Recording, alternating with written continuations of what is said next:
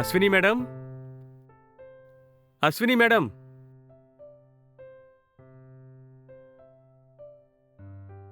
Ashwini madam, Ashwini madam, Ashwini madam, లేవండి. Madam, లేవండి. Sir మీరా? అవును, నేనే. రండి. అయ్యో మేడం, కొంచెం హెల్ప్ చేయమంటారా? పర్వాలేదు సార్. కూర్చోండి సార్. పర్వాలేదు మేడం. పర్వాలేదు కూర్చోండి సార్. మేడం, మీ హెల్త్ బాలేదని ఆఫీసులో అందరూ చెప్పుకుంటున్నారు మేడం. కానీ నాకు రావడానికి కుదరలేదు మేడం. ఈరోజు ఎలాగైనా మిమ్మల్ని చూడాలని ఇక్కడికి వచ్చాను మేడం. అసలు ఏమైంది మేడం? Viral fever sir. ఏంటి, వైరల్ ఫీవరా? అవును సార్. ఏం చెప్తున్నారు మేడం, నిజంగానా? ఎలా వచ్చింది మేడం? లాస్ట్ వీకే నాకు ఒంట్లో బాగోలేకుండా పోయింది సార్. నార్మల్ ఫీవరే కదా అని ఇంట్లోనే 2 రోజులు కషాయం అది కాచుకొని తాగి రెస్ట్ తీసుకున్నాను సార్. కానీ 4 డేస్ బ్యాక్ బాగా ఫీవర్ వచ్చింది సార్. నడవడం కూడా నా వల్ల కావట్లేదు. బాగా ఇబ్బందిగా ఉంటే హాస్పిటల్‌కి వెళ్తే వాళ్ళు అడ్మిట్ చేశారు. 3 డేస్ హాస్పిటల్లోనే ఉన్నాను. నిన్ననే డిశ్చార్జ్ అయ్యి వచ్చాను సార్.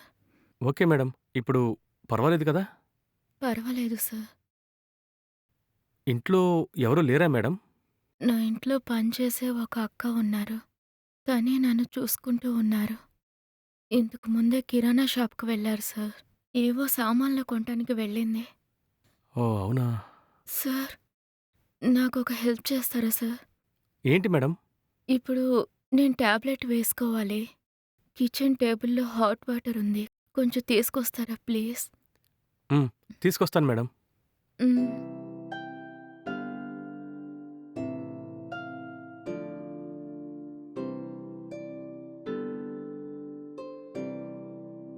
ఇదిగోండి మేడం.